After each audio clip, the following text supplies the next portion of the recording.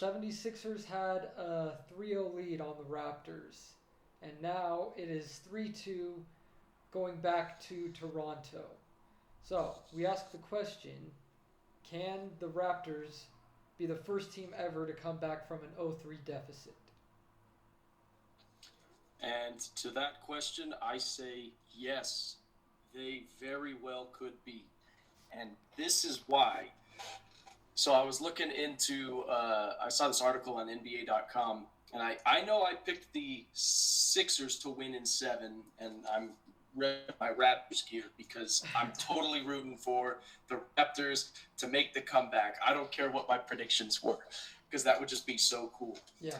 Anyways, here's some fun stats for you. So in game 1, the Sixers had the 3rd most efficient offense in NBA history.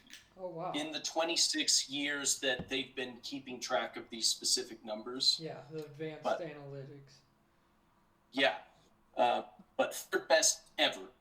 That's crazy. And in game 5, they had the 5th least efficient game of their whole entire season. Oh, wow. So, massive drop-off. Yeah. The big change is due, part of this change is because Fred VanVleet got injured, and you'd think that would hurt the Raptors, but Nick Nurse, being the phenomenal coach that he is, decided to play big. They don't have a single guy in their rotation that's under 6'7", except for Gary Trent Jr., who's 6'5". I did not know that either. Yeah. That's crazy. Yeah, so everyone can shoot threes. They play a 5-out offense, which is where all 5 guys are outside the three-point.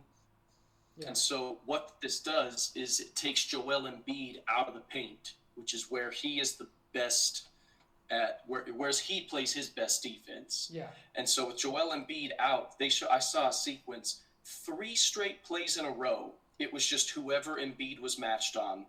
They went one-on-one, and then they blew past him and got an easy open layup. Yeah. 3 plays in a row. Doc Rivers didn't make any adjustments. Yeah. So they've taken Embiid out the paint. That's one of the huge changes.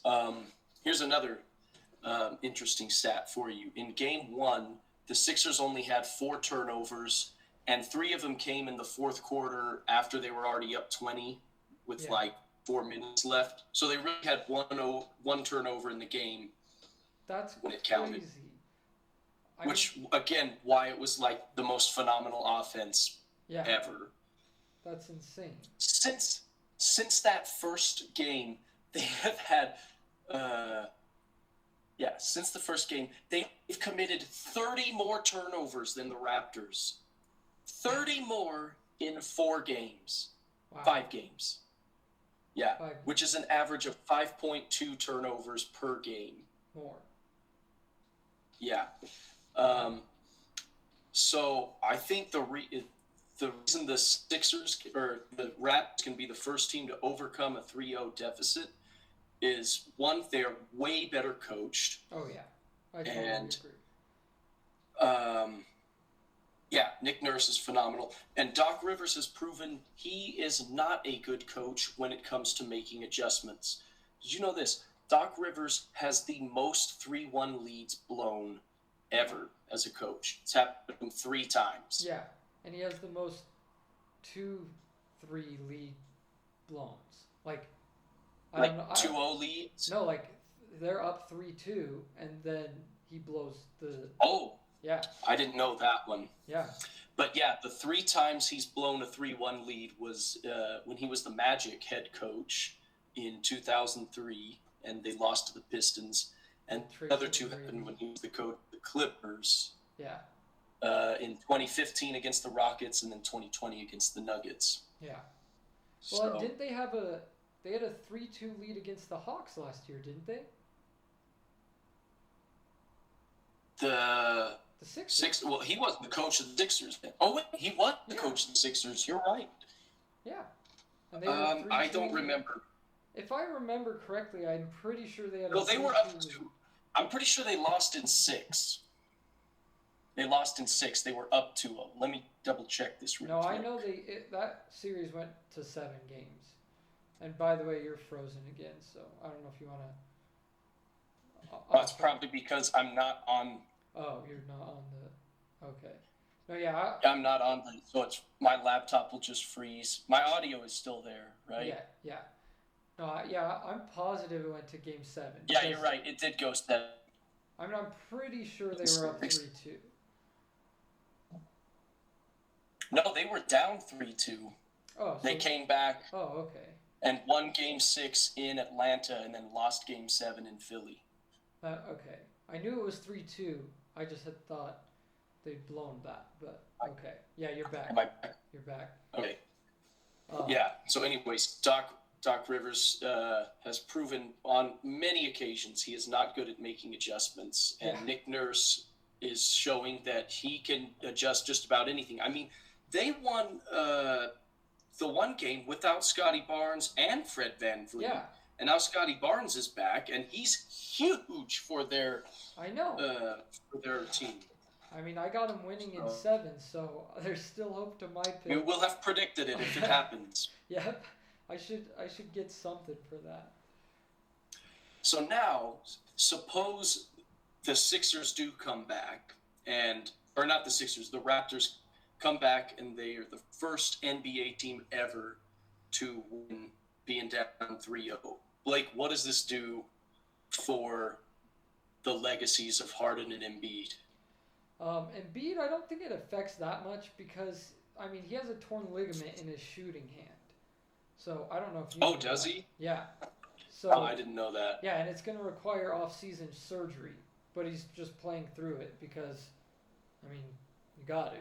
Mad props to him for that. I didn't know that. Yeah, and so I'm like, okay, it's not on him, but you still have James Harden, who is an MVP and who has continuously come up small in the playoffs.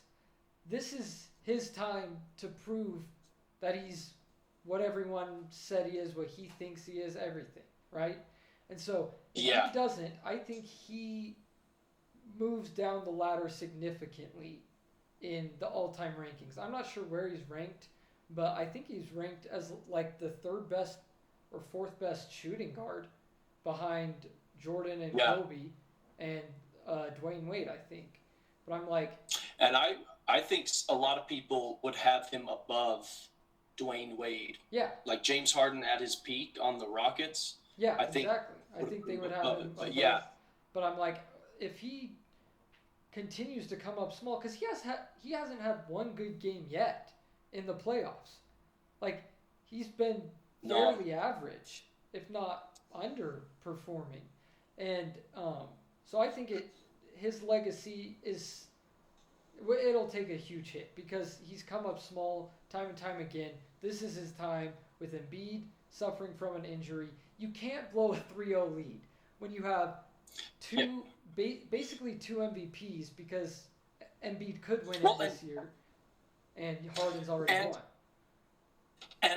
And you can't deny Harden and Embiid are the 2 best players in the entire series. Oh, I think they have they might have the 4 best players in the series. Because they also have Tyrese Maxey and Tobias Harris. I know, I'm like, it's just so they are so overwhelmingly more talented that I'm like, this will go down as the biggest choke job in NBA history, obviously. But then let's get to... Oh, you can go ahead. I was going to just disagree with you on it not affecting Embiid. I think it will still totally affect Embiid's legacy. I think he has the excuse of, he's got the torn ligament in the shooting hand. But, like his career could recover if, like, say, next year they bounce back and they make the finals or something. Then people are going to be like, oh, yeah, chalk it up to that. But he will always, he will have to do something phenomenal in the next 2 years so people overlook it. Well, and James Harden's leg could not recover. No. Well, and he would have to live with the fact that he was the best player on the team that blew the 3-0 lead. Like, regardless. But now let's get into... Oh, sorry. You can finish. Go ahead. No, go ahead. I just wanted to talk about Doc Rivers on how his legacy as a coach, he just got named this year as one of the top 15 greatest coaches. And I'm like... Oh, that... If he blows this lead, he's already blown so many leads, but I'm like, this would just be That list can't even exist with him on it if he does that. There's no I way. would put him as like one of the 15 worst coaches ever. Yeah, I don't know. In that Like, he would go down as the most overrated coach of all time. yeah, I And agree it would with be that.